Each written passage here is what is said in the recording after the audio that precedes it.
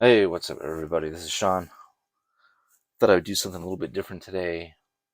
Today, I thought I would pick a random comic out of my collection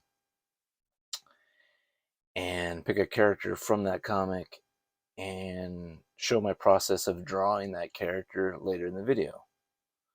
So, kind of a first, just, not a review, but just kind of reminiscing over this book. I picked Darker Image 1. Um, this was a really cool book, in my opinion, when it came out in the early 90s. I think this was like 92, 93. I still like this book, though. It's still good. It has an amazing Sam Keith, creator of the Max cover. And we got Rob Liefeld's Blood Wolf, Jim Lee's Death Blow. And right now, I'm already leaning more towards the Max because the Max was always one of my all time favorite Image characters. So let's go ahead and get going on this. To roll it open here.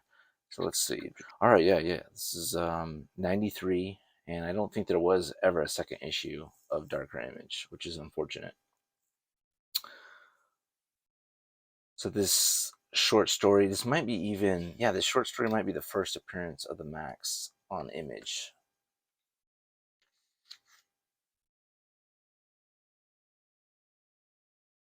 Just taking all the telephone cord rips. Sam Keith did a lot of this when he was doing, like, I remember a lot with Wolverine and like his guest issues, or guest, I don't know if he did one or two of the Hulk. I think that's where I discovered him. He did a guest issue of the Hulk that kind of blew me away as a kid. And I've kind of followed his work ever since. Yeah, this takes place in the Outback. I can't remember. It's been a long time since I've read the Max series.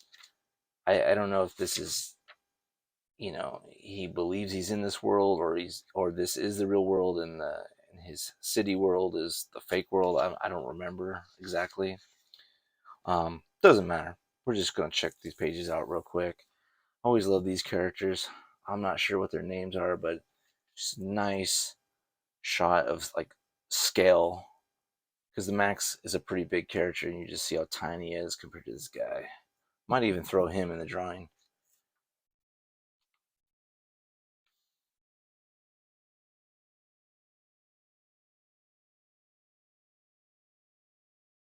Yeah, so there are three short stories.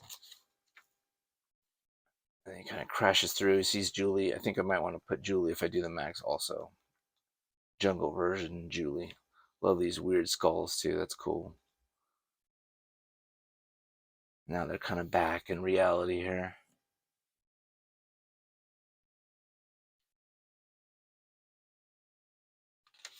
He's got these little faces inside the borders of the panels, which I don't even think I've ever noticed that until just now. Huh. All right. Got this epic shot right here. The Max. All right. Next up, we got Rob Liefeld's Blood Wolf, which is, it's a Lobo ripoff. Let's be honest.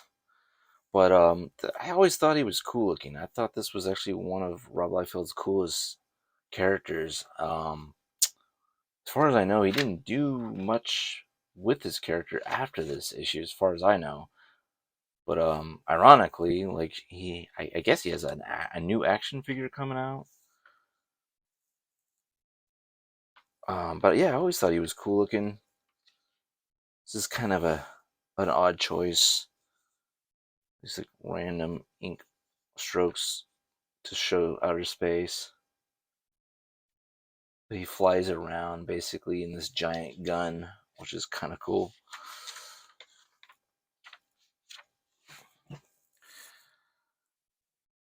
Yeah, you can even see Lobo right there.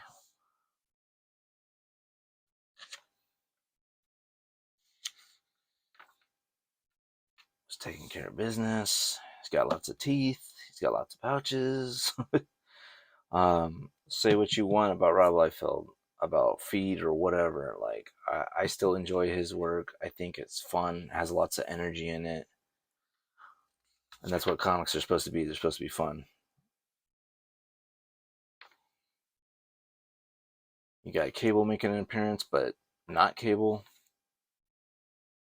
This is kind of a funny pose he's doing as he's shooting Cable and this other dude.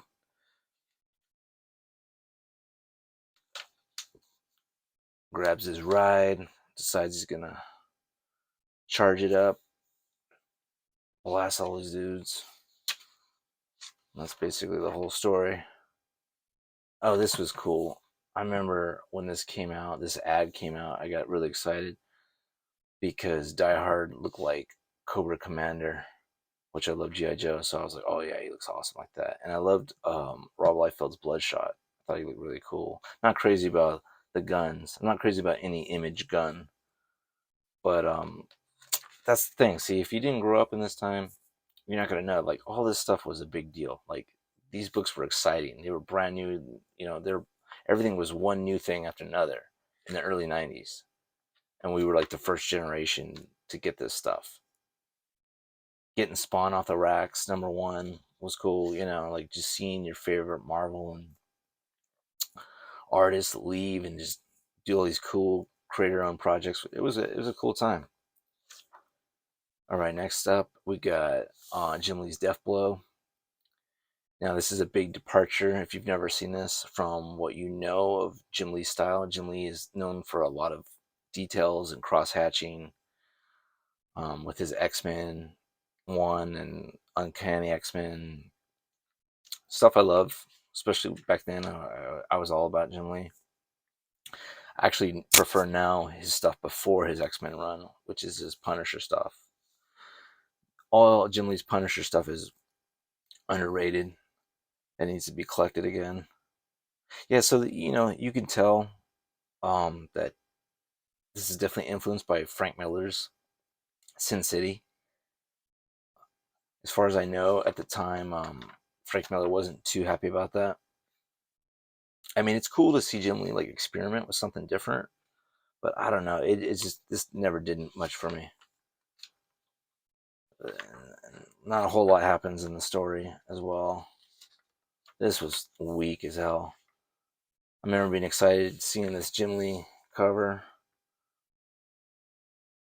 and being like stoked with my friends to pick up this new crossover, and it was so disappointing. You don't need to pick those up if you find them. I have them still for some reason. I don't know why.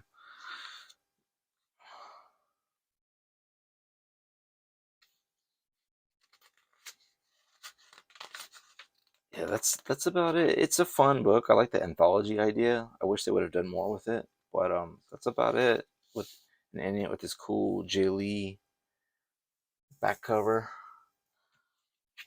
So yeah, Darker Image 1. I recommend if you find it, like in one of those dollar bins, pick it up. It's definitely a fun book. 1993. So yeah, I've decided. I think we're gonna go with the Max and Julie. I think that's the one to do.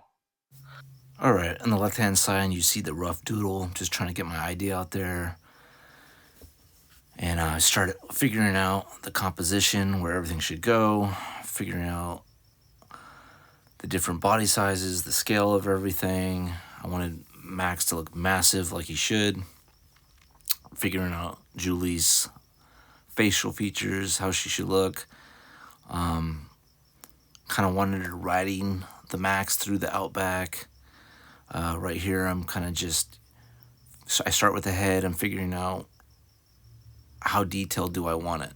Do I want it simple? Do I want it heavily detailed? I'm practicing different cross hatching techniques, seeing what I want or what just feels right for the piece. I kind of wanted this to have like an 80s style, like a DIY indie black and white book feel. And at this point, I've got it pretty much figured out on what I'm trying to do here, like what the look I'm going for. So I'm just touching everything up, putting in those fine details. And I wanted to have some strong contrast in the grass with like white grass and in front of the black grass.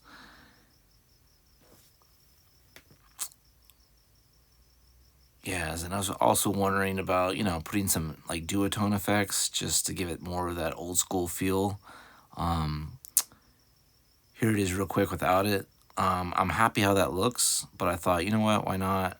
I don't use the duotone effects ever. I thought I'll go back, put it in there, give it more of that old school feel. And that's it, guys. Thanks for watching, and please like and subscribe.